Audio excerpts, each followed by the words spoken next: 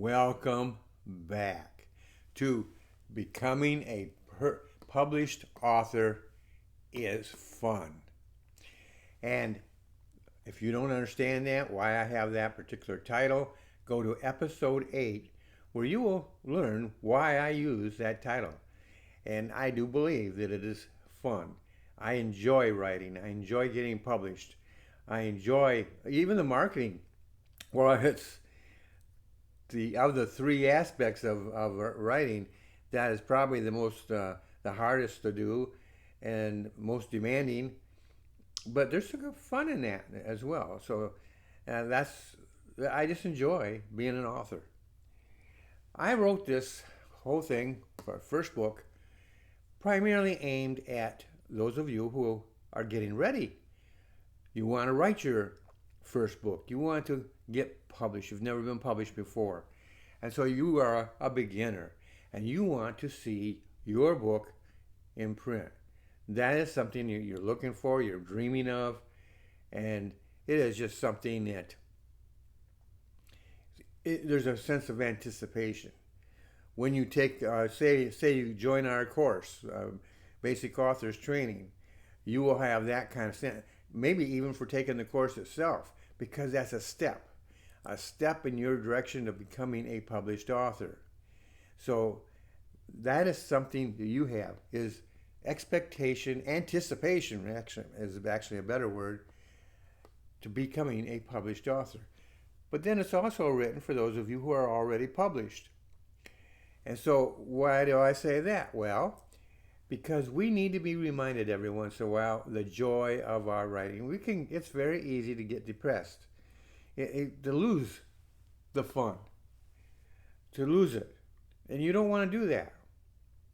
You want to always have that sense of enjoyment, accomplishment, and so forth. And a person in my church just recently published a small book.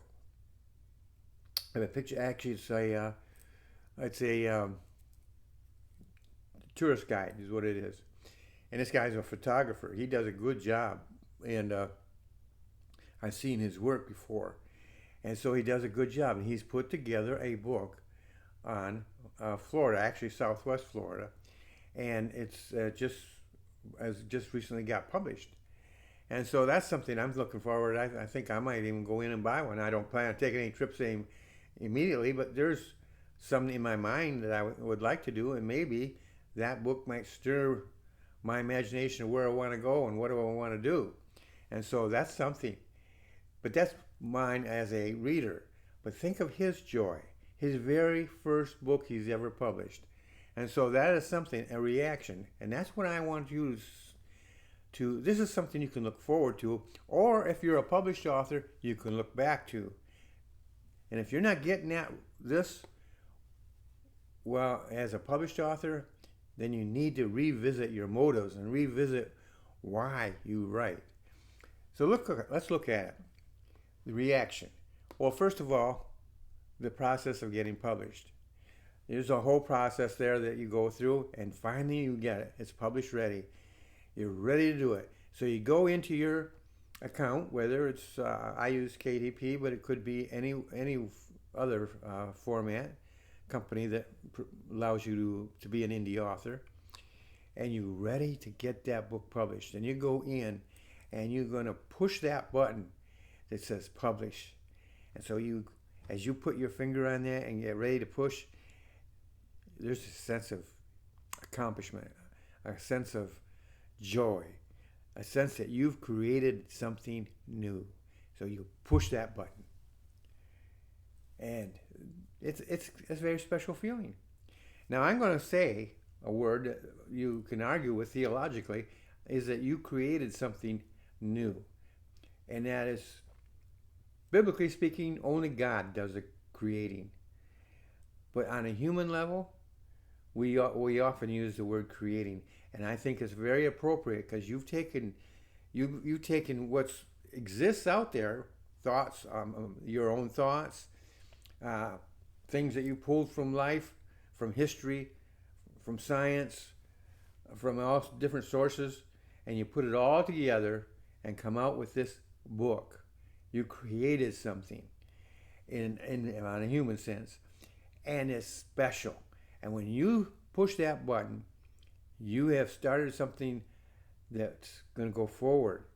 And now on the platform I use, usually the very next day, it's if unless there's something wrong, it is going to show up as published. Now what I do quite some time, I've gotten in the habit of doing it more lately, is I will, even when if I'm not absolutely sure it's ready, I'll publish it to make sure everything goes through, and then I'll unpublish.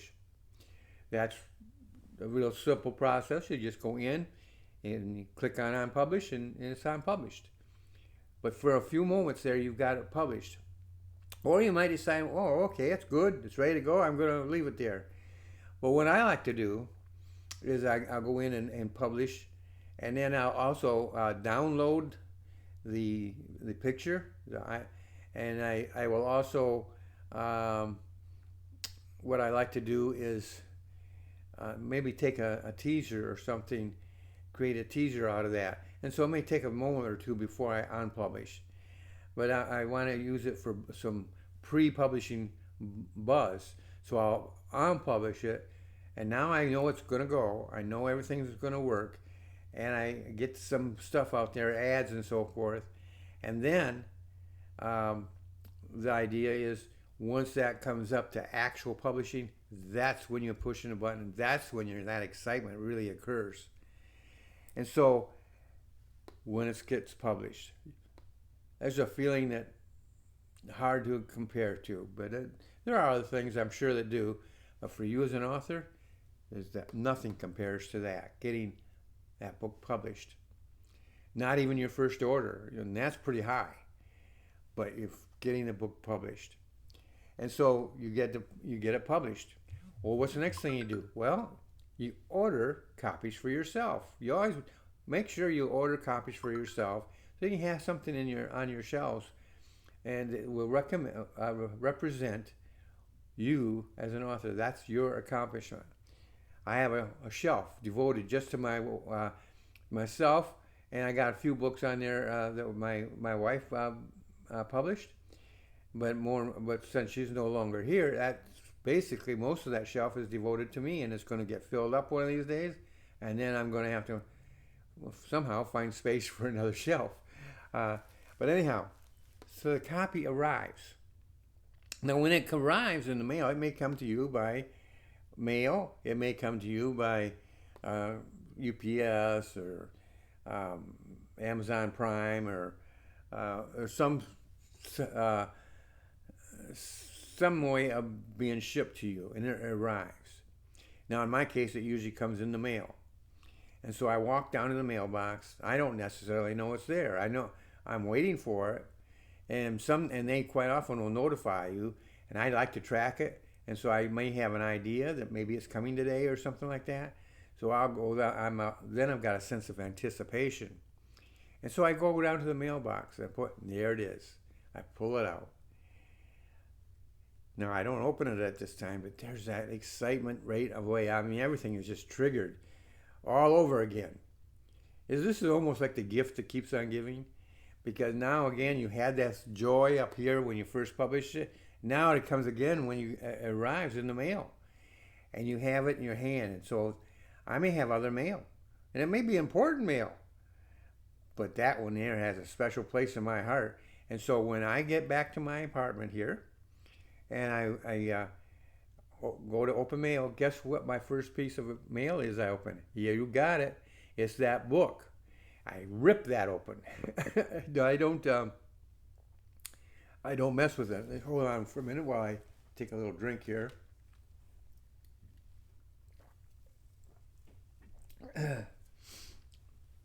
Voice is getting a little dry, yes? My throat is. So anyhow, the copy arrives, and you have that excitement. I open the envelope, and I peek in. And then I take my fingers and pull it out. Or I rip it open even further. It almost falls out. I'm now using my senses. I'm using my eye. We have more than one. And more. I've only got two senses listed here, but we got eyes, nose, ears, mouth, and touch. Well, unlikely you're going to use your mouth other than to sing praises. Your nose. So some people, some authors will swear they can smell the leather or the ink or the paper, whatever it happens to be. But that don't work for me. I don't have, but it might work for you. But eyes, you can see it. When you have it there and you actually see it and see that copy you've been working with, you see that picture, you see the cover, and then you flip it over and you see the back and you see the description and you see your picture up there in your bio, next to your bio. All these things are just triggering a sense of accomplishment within you. It's hard to define until you've actually experienced it. And then there's the one of touch. And you're touching it, you're holding it in your hand. And then you fan it with maybe your finger or thumb. And then you open it up and you feel the crispness of it. And you go through and maybe turn the pages and so forth. Don't deny yourself that and be all stiff about it. Enjoy the moment. It is something special. Now, for you, the beginner, this is something really special because it's brand new. But for you who are already published, you should feel this every time you publish a new book and get that first copy in your hand. If you're not, then I would suggest that maybe you revisit your motives, your calling, the everything. You should be feeling something. This is something that you have created. Forget the theological implications. I know you can't, men cannot create something out of nothing. But you can create something out of something.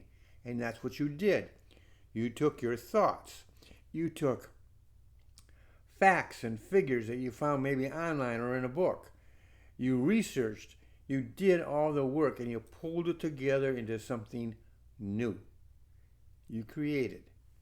And that is something that you can take pride in, the right kind of pride. That is something you can rejoice in, and you should. If you don't feel it, then you might want to just revisit revisit your motives and stuff like that. Make sure you haven't lost the love for what you're doing. Because this is something, every time I publish a new book, I go through this. And I get it published, a copy arrives, my senses are involved, and now I start to dream big. Oh, this is going to be a bestseller. So it may never be a bestseller. It may be a good seller. It could even be a flop. It doesn't matter. Because at this moment, you are excited. And you can turn that flop around. Maybe we'll look at that someday. You can turn that flop around and make it a more successful book than it has been. But here we are. And this is something that recurs every time you do a new book, which brings us down to memory. This is something that's going to register in your mind. When I got my first book published, I went through all this. I actually went through this several times in that first book. First of all, this part here, I got the copy for myself. And that was a thrill that I'll never forget. And I went through the senses here. But then, you know what I did? I worked at a church. And so my office was right there at the church. And my pastor was out of town. So I took a copy, and I autographed it. And I took it in and to his office and placed it in the middle of his desk. I did the same thing for the associate pastor. And then I waited.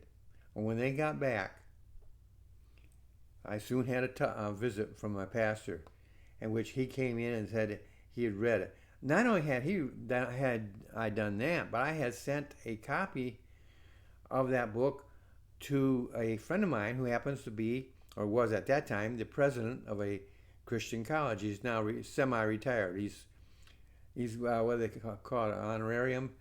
He's honorary something or other. He's still associated with the college. And in any case, at that time he was the president. He told my pastor that I was a romantic. That's the first time I've ever heard anybody talk about me being a romantic. And by the way, that same man later on that year visited our church, and he told me, he says, "Ron, keep writing. We need good Christian writers." Could you get any better of a confidence building evaluation of your work? And that was something I've never forgotten. It goes into my memory, and it stayed there, and it's still there to this day. Treasure those memories. Rehearse them every once in a while, because they are motivating factors. Just me just telling you about it right now is a motivating factor for me. Then I have every time, I've already referred to this, do this every time you publish a book. It's going to be unnatural for you. You don't have to force it. It's going to be there because it's something that you have done, something that you have accomplished, something that will be like a legacy, that when you leave this earth and go to your heavenly home, you're going to leave behind this, and it'll be part of your testimony. So when you write your books, always make sure that you don't have to have the gospel in there for it to be Christian, be a Christian book. I wrote 6 books based on the book of Genesis. So while it points to the gospel, the gospel itself is not there because Christ has not come yet. What it is, I'm showing, you see them, God interacting in their life, and you see things there that point the reader rather, to Christ, to the future, and to when he comes the first time and his promised second coming. So that is something you want to do every time. And when you're ordering a book for that first order, you receive that first order. That's going to be, again, you're going to have a little bit of this. And it's just something special that you'd never want to forget. So remember this, whether you're a beginner or whether you are published, treasure these moments. Write them down if you think you need to. Mine are written down in my mind, but when you get it published, I think of pushing that little green button. You usually see a little green button on, which represents getting published or doing something. Go. You associate green with go. So then you get your first copy. Then your senses get involved, and then it gets registered in your memory, and so you can remember these things and treasure these things, and it motivates you to write that next book. In case you have any problems, that is always a motivating factor. If you hit the wall someday and you've already got one published book, you go back and revisit that and see if that doesn't help you. May not be the absolute cure for the wall, but it's going to help you. It's going to get those juices going. At least it does for me, and I think it will for you as well. And then do it every time that you publish a book. And not only do it, you're going to feel it. I'm almost ready to guarantee that you're going to feel it every time. That's it for today, and I will see you in the next episode.